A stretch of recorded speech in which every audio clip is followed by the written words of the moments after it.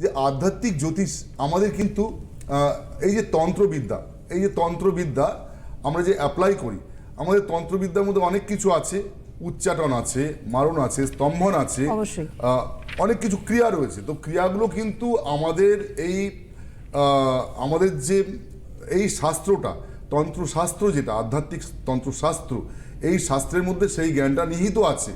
যখন মানুষ অ্যাপ্লাই করতে পারতো, অর্থাৎ মানুষ নিজেকে যদি আমরা পাওয়ার এনহ্যান্স না করতে পারি, আধ্যাত্মিকভাবে যদি নিজেকে স্থির করতে না পারি, নিজের মধ্যে যদি সেই পাওয়ারকে অ্যাচিভ করতে না পারি, জানবেন তাহলে কিন্তু কোনো দিনই আপনি আরেকজনকে ভালো করতে পারবেন না।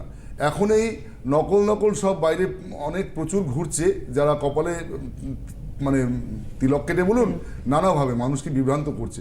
তো এটা ঠিক নয়। আমি নিশ্চয়ই বন্ধু একটু দাঁড়ান, একটু ওয়েট করুন।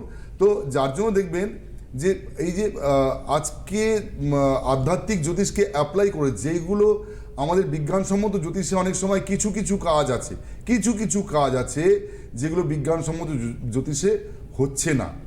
সাপোজ আপনাকে কেউ একজন খুব শত্রুতা করছে, আপনাকে উঠতে দিচ্ছে না জীবনে, তো তার মুখটাকে 180 ডিগ্রি অন্যদিকে করে দিতে হবে আপনার থেকে। তার ক্ষতি করা নাই, কারোর ক্ষতি করতে নেই, কিন্তু অন্তত তার মুখটাকে 180 ডিগ্রি অন্যদিকে ঘুরিয়ে দিতে হবে আপনার থেকে। কেন? সে আপনার ক্ষতি করছে, এবং আপনার চারদিকে একটা প্রোটেকশন শিল্ড করে দেওয়া। কেন? আপনাকে যাতে সে কোনোদিন কোনো ক্ষতি করতে না পারে, আপনার শত্রুরা।